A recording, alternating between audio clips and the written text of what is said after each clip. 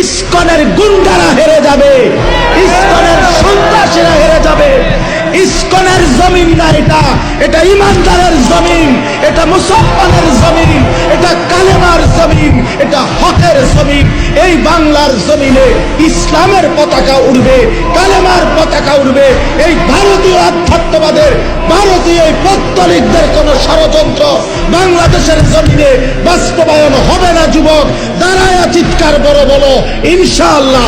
দাঁড়াও নওজোয়ান, দাঁড়াও জওয়ান, দাঁড়াও জওয়ান, দাঁড়াও জওয়ান।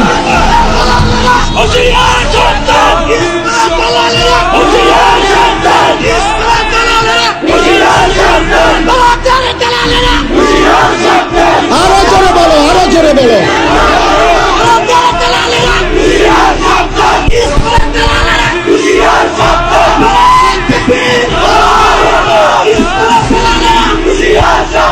ঠিক আছে, থামো।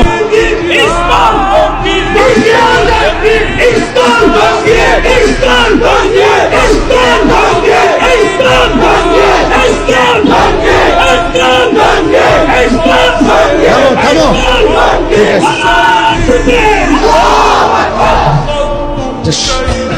আল জিহাদ, আল জিহাদ। হ্যাঁ যুবক, রক্তই সমাধান, শাহাদাতের খুনি সমাধান।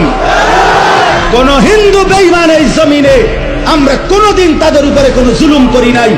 বাংলাদেশের জমিনে আবহমান কাল ধরে হিন্দুরা আমাদের সাথে শান্তিপূর্ণভাবে অবস্থান করছে, কারো উপরে আমরা জুলুম করি নাই। 5ই আগস্টের পরে আমার মুসলমান সন্তানরা হিন্দুদের মন্দির পাহারা দিছে। বেঈমানে ইসকনের বেঈমানরা তার বদলায় আমার ভাইরে জবাই করে দিছে, জবাই করে দিছে। এই ছিল মন্দির পাহারার বিনিময়? এই কি ছিল বিনিময়?